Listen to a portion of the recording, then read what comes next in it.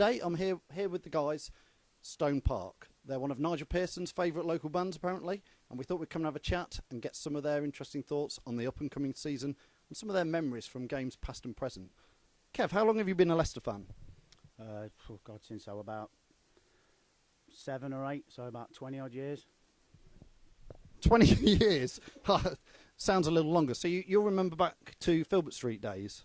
Yeah, absolutely. First game I went was 1981. Won 1-0. Bobby Smith scored. I went to see someone called Gary Lineker, so it's as simple as that. Bobby Smith, how good was he? What a shame, obviously, with him passing away, but he really was a superb fullback, wasn't he, for Leicester? Yeah, absolutely. He gave everything. I think it was Tommy Smith as well. There's a few great players then, but yeah, Bobby Smith was brilliant, absolutely brilliant. And Filbert Street really was a special atmosphere. I know a lot of fans didn't experience it, so whereabouts in the ground did you used to stand or sit? Everywhere, to be honest. I went all around. Pen 3, and then I went in the new Carling stand, I think it was called, and went in the family bus shelter, as we used to call it. Behind everywhere, but ended up in the Carling stand with my season ticket in the end because it was, felt posh being in there, to be fair. Big old stand. I used to sit right at the back of the Carling stand when it was there. My favourite time was back in Pen 2 and Pen 3 when it was standing, though. Did you ever experience some of that? Yeah. Some interesting games with the opposition and stuff. Yeah, fantastic ground. Miss it a lot, actually. Miss Filbert Street. But the Walkers, and well, I should have said King Power, a bit of a mistake there, but King Power now, the atmosphere we thought at times last season really is starting to get better. Good times back in the ground certainly helps bring, a full crowd, much better atmosphere. I think good times come with good performances. I think that's what that's all about. But yeah, the King Power's absolutely fantastic. Really, really good. I personally preferred the atmosphere at Filbert Street. I think it was a lot closer, but hopefully in the Premiership we can get that back. So, Jay is the bassist with StonePark. A couple of questions for Jay. What's your best ever Leicester City memory and why? It would be probably playoff semi-final against Cambridge when we beat them 5-1 at Filbert Street. Great game. I was stood in the cop for that. Yeah, absolutely fantastic. After losing the first leg and then giving them a good hiding in the second leg, it was great. Trying to remember the goal scorers that day. I seem to remember Tommy Wright had a fantastic game up and down the wing, if I'm right. Yes, Tommy Wright, yeah. Great player. Yeah. Yeah. But I think it was Steve Claridge and Dion Dublin, I do believe. But it was a fantastic memory, absolutely fantastic atmosphere, and to top it all off, we went off to Wembley. I think it was a draw in the first leg, wasn't it? 1-1 or something, and it was... I think they thrashed us in the season at Cambridge 5-1 or 5-0 early in the season. Then we thrashed them 5-1 in the semi-final to get to Wembley. I think in the second leg, we all went into the game thinking it was going to be very, very tight, and it was almost the exact opposite, wasn't it? Opposite, yeah. We got one and the floodgates opened. So I'm here with Eddie, the drummer. Got a big question for Eddie. Which Leicester City player, past or present, name would you have on the back of your Leicester City shirt and why? Absolutely easy. That'd be Frank Worthington. Probably Leicester's most gifted player ever. If he hadn't have done what he did, he'd been playing for England for a long, long while. If he'd have gone to Liverpool like he was supposed to go. No disrespect to City fans, but he was an absolute legend. On and off the pitch? Well, yeah, we don't want to go into that side of his performance. Thanks very much. But yeah, great player. So do the band StonePark ever play football? And if you do, who's the best player? Yeah, we play football. I've just had a big birthday and we went over to Dusseldorf to play a match. All right, yeah. And myself and Jay went over, so we all play football. I've played football with Andy before and obviously with Kev. So yeah, we all play and Jay's probably the best in his position and I'm probably the best in my position. And what positions do you both play? Well, Jay plays centre half and I play centre forward. So, did you score at the weekend? I didn't play at the weekend. I'm injured. I did. I was top scorer. How many did you get? 2. Did you win? No, we got to the semi-final and lost. What were you playing in then, in Dusseldorf? It was my 50th birthday party, so the week before we had a bit of a party, and then 20 of us from the local pub went over to Dusseldorf and played against this German side. So still cutting it on the music scene and on the football pitch? I don't know about that too much. It took us about a week to get over it, so yeah, it was great fun. Excellent. So Andy on the keyboards, big question for you. Which of the current Leicester players do you think could become a Leicester City legend, and why? I think, obviously, it's 10 years since we were last in the Premier League, and in the sort of glory days, if you like, particularly during the Martin O'Neill era, we were blessed with some great midfielders, Neil Lennon, Muzzy is it, notably.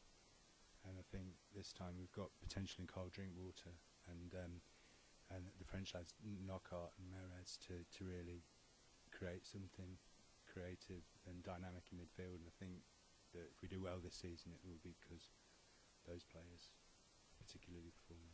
And they could go on, if they stick at the club, they could achieve the same sort of status. Knockaert keeps surprising myself when I'm watching him, and I do think perhaps one of the most exciting players I've seen at Leicester, perhaps ever. I don't need a long time. I'll go back to the 70s times where there was Keith Weller and people like that, who I do remember.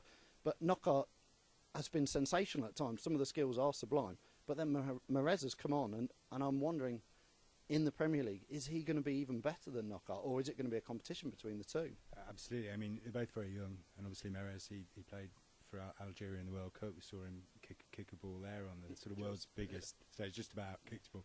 But you know, so it's probably too early to tell from that point of view. But certainly, Knockaert has some fantastic flair, and it's exciting, particularly for him, that we're in the Premier League and that he stayed with the club, so he'd be able to demonstrate his skills on that platform. I think that'll be very interesting to see what he can do. Yeah, I mean, I think Leicester went through quite a long period since we were last in the Premier League where the team would sort of change weekly and you wouldn't know who was necessarily going to be in the team. But now the names start to roll off. You start to think Danny Drinkwater and Matty James in the middle there feels like Lennon and Izzet and Savage. You start to think they probably will start. You know, Andy King even in there. We've got, and Hammond, we've got reserves coming through. But that starting team, it starts to feel like Leicester fans can start to pick it before we get in there or know which is our best 11. I mean, I think Nigel Pearsons developed consistency, and that's one of the reasons why he managed to win the league. You know, yeah, showed patience and faith with those lads, very and much so, yeah. And you know, I think the fans were very happy with, as you say, that starting 11 at the end, and I think the core of that side's still there. So, yeah, and he's added some players this summer, but no, as we call them, sort of marquee signings. no. We're hoping he's signing squad players and players who are going to be part of a team. Absolutely, yeah. So, and I think that if you've got a team with the winning psychology that we've got up to now, that's a good basis on which to start playing at a higher level. So those additions will hopefully strengthen the team without, you know, causing friction or breaking up the winning formula, if you like.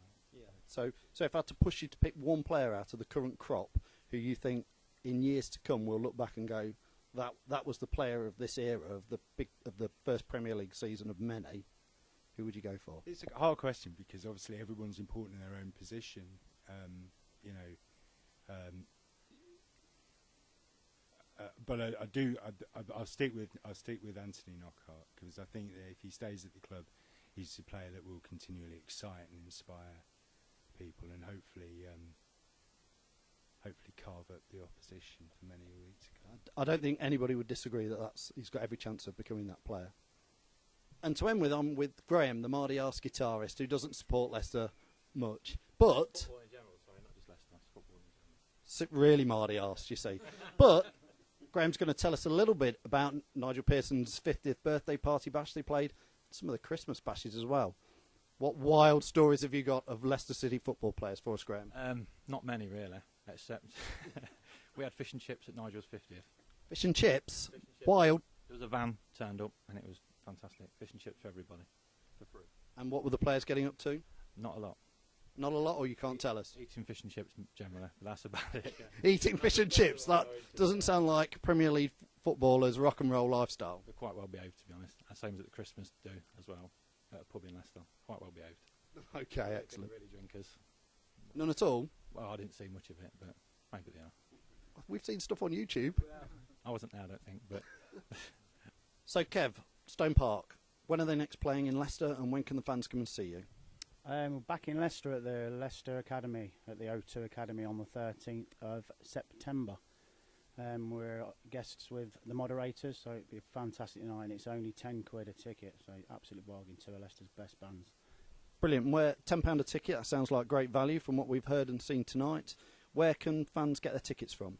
You can email me, that's stoneparkband@sky.com, and just tell me how many you want, and then we'll get them to you. Simple. Excellent, and thanks a lot for that, and we look forward to maybe hearing one more song from you. Yeah. Fantastic. Okay, so that's me reporting for 100% LCFC TV.